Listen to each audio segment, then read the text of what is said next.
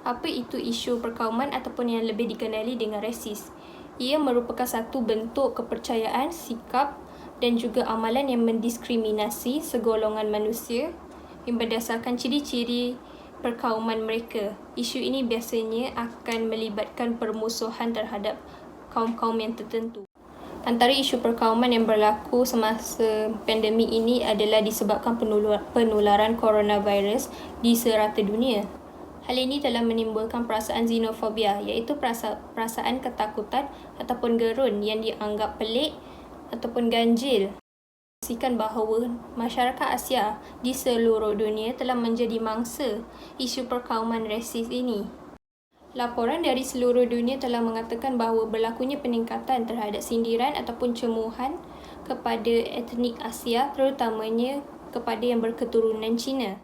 Terdapat kes-kes yang berlaku di Venice, Itali, iaitu seorang pelancong Cina telah diludah dan sebuah keluarga di Turin, Itali telah dituduh sebagai pembawa coronavirus dan menyebabkan para ibu bapa telah menggunakan platform media sosial mereka untuk mengasingkan anak-anak mereka daripada rakan sekelas mereka yang berketurunan Cina.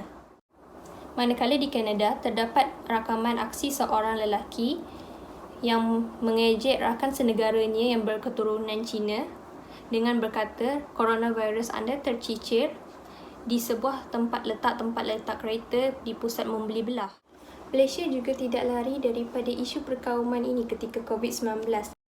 Kes yang menyebabkan berlakunya peningkatan anti-Cina di Malaysia adalah disebabkan kes yang berlaku pada 20 Mac 2020, iaitu seorang doktor pakar jantung yang berbangsa Cina telah didakwa melanggar perintah kawalan pergerakan dengan berjoging di taman. Kejadian ini telah menjadi isu perkauman di Twitter apabila video doktor berkenaan yang sedang berhujah dengan pegawai penguatkuasa telah menjadi viral. Memang tidak dapat dinafikan lagi bahawa coronavirus ini berpunca dari negara China, tetapi kita tidak sepatutnya menyalahkan kaum Cina dan mengamalkan sikap resis ini terhadap sesuatu kaum. Isu perkauman ini banyak memberi keburukan dari pelbagai aspek, terutamanya dari segi sosial masyarakat.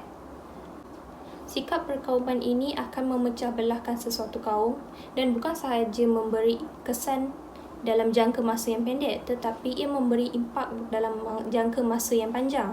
Hal ini akan membawa ancaman kepada struktur sosial di sebuah negara dan rakyat tidak dapat hidup dengan aman. Selain itu, keruntuhan struktur sosial ataupun perpecahan kaum akan menyebabkan aktiviti ekonomi negara tidak dapat berjalan dengan lancar dan juga mungkin akan berhenti serta-merta. Ia akan mengakibatkan negara mengalami kerugian yang besar ataupun defisit di mana perbelanjaan negara melebihi daripada pendapatan negara. Bila berlaku rusuhan terhadap sesuatu kaum, kerajaan terpaksa membelanjakan banyak duit untuk mengamankan negara semula dan pada masa yang sama, pendapatan negara akan berkurangan disebabkan ekonomi negara terberantut. Mata wang negara akan jatuh dengan teruk juga disebabkan berlakunya ketidaktenteraman di dalam sebuah negara dan menyebabkan rakyat mereka akan meninggalkan negara mereka untuk mencari tempat yang lebih aman dan selamat. Disebabkan peningkatan yang mendadak dalam isu rasisme, terutamanya di negara kita Malaysia, persidangan kebangsaan yang ke-10 telah diadakan pada 22 Mac 2021 dengan tema Rasisme Pencetus Ekstremisme.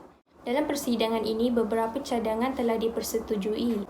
Antaranya ialah pihak kerajaan perlu mengetuai inisiatif untuk memberi kesedaran sosial dan awam yang meluas melalui kempen besar-besaran.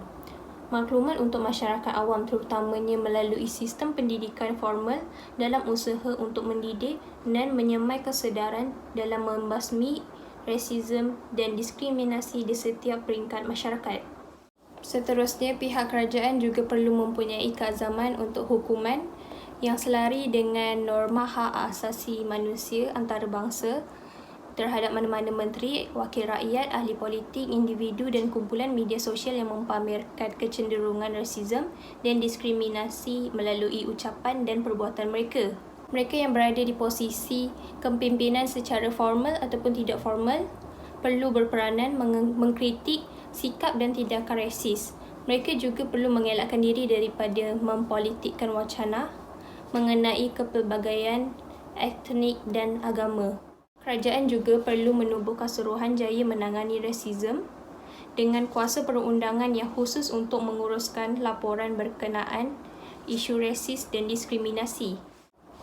Di samping itu, kita sebagai rakyat perlu mengambil berat akan isu ini dengan menggunakan platform media sosial seperti Instagram, Twitter, Facebook dan lain-lain dalam menyebarkan keburukan isu rasis dan bukannya menggunakan platform ini dalam menyebarkan berita palsu ataupun mendiskriminasi sebuah kaum.